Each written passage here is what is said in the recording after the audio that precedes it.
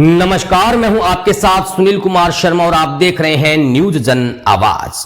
हमारा भारत सशक्त, संप्रभु और आत्मनिर्भर।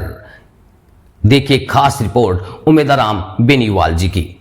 हम भारतीय अपने राष्ट्र की अखंडता, संप्रभुता और आत्मसम्मान की रक्षा के लिए सदैव एकजुट रहते हैं। कोई भी बाहरी ताकत, चाहे वह अमेरिका हो या कोई अन्य देश, हमारे आंतरिक मामलों में हस्तक्षेप नहीं कर सकते। भारत अपने निर्णय स्वयं लेने में सक्षम है और किसी भी प्रकार का विदेशी दबाव स्वीकार्य नहीं है। जहां तक आतंकवाद की बात है, हमारी सेनाएं और हमारे नागरिक मिलकर यह सुनिश्चित कर रहे हैं कि आतंकवादियों के नापाक मंसूबे कभी पूरे नहीं हो। हम कानून, शांति और लोकतंत्र के मूल्यों के साथ अडिगता से खड़े हैं। सेना हमारा शौर्य है, सेना हमारा स्वाभिमान है। पहलगाम में हुए आतंकी हमले का हमारी सेनाओं ने मुंह तोड़ जवाब दिया है। आतंकवादियों की साजिश को नाकाम करने में भारत के सभी धर्मों, हिंदू, मुस्लिम, सिख, ईसाई ने मिलकर एकता का परिचय दिया है। यही हमारे भारत की असली ताकत, अखंडता और भाईचारा है।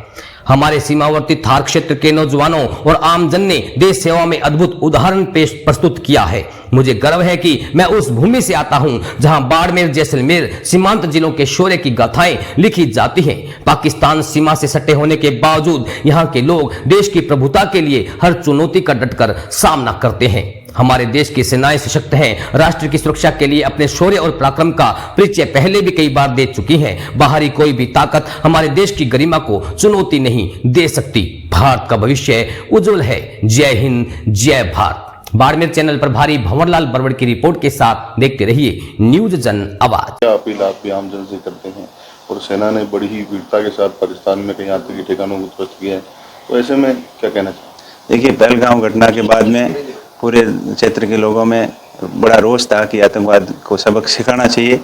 और वैसे लोग, यहाँ क्षेत्र के लोग बड़े लीडर हैं, साहसी हैं, उन्होंने कई युद्ध देखे हैं। और जब युद्ध के समय सेना का भरपूर लोगों ने साथ दिया, चाहे दुश्मन के दांत खट्टे करने के लिए सेना अग्रिम पंक्ति में थी और पीछे से यहाँ के क्षेत्र के लोग हर तरीके से सपोर्टिव थे।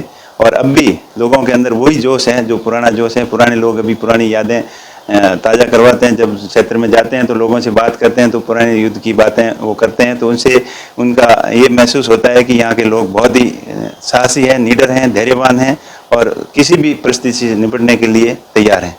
अच्छा सर, सीज फायर हो गया, उसके ठीक 3 घंटे बाद सीज फायर का उल्लंघन, तो क्या मानते हैं इसका अंदेशा कहीं न कहीं था कि पाकिस्तान ये चीज़ करेगा? देखिए, सीज फायर होना ही चाहिए था। भारत हमेशा कभी लड़ाई के अंदर ये नहीं रखता कि लड़ाई होनी चाहिए। अपन हमेशा शांति प्रिय रहा है, शांति चाहता है।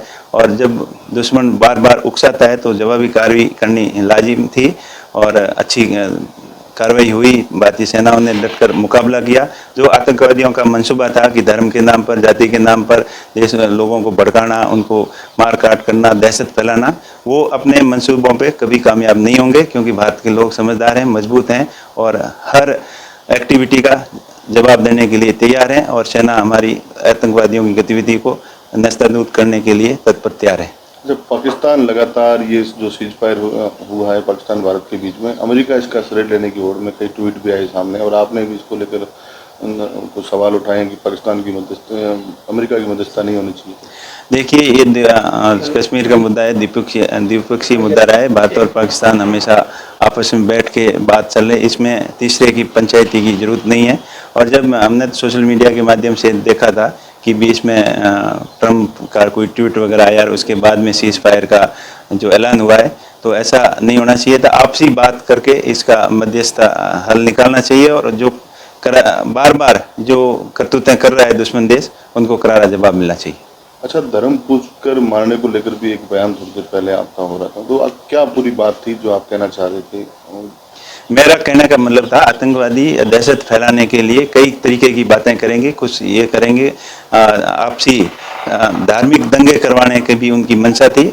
पर मेरा कहने का मतलब था, आतंकवादियों के मंसूबे को कभी कामयाब नहीं होने देंगे। भारत की जनता है, बड़ी समझदार है, क्षेत्र के लोग समझदार हैं और वो कैसी भी बातें कर ले, धर्म की कर ले, जाति की कर ले या किसी भी तरीके की नफरत फैला दे, लेकिन लोग समझदार हैं। वो कश्मीर पर्यटक स्थल शुरू से रहा है और लोग वहाँ जाना पसंद करते हैं। और आतंकवादियों का ये मकसद था कि ऐसा टेरर फैलाएं, आतंक फैलाएं कि यहाँ लोग नहीं आए पर उनके मंसूबे कभी कामयाब नहीं होंगे।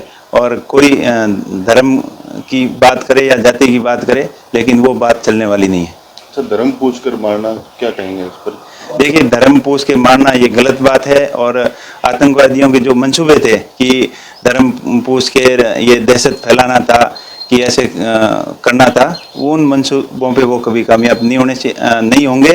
और जो ये उनकी करतूत थी, ये मानवता को शर्मसार करने वाली करतूत थी।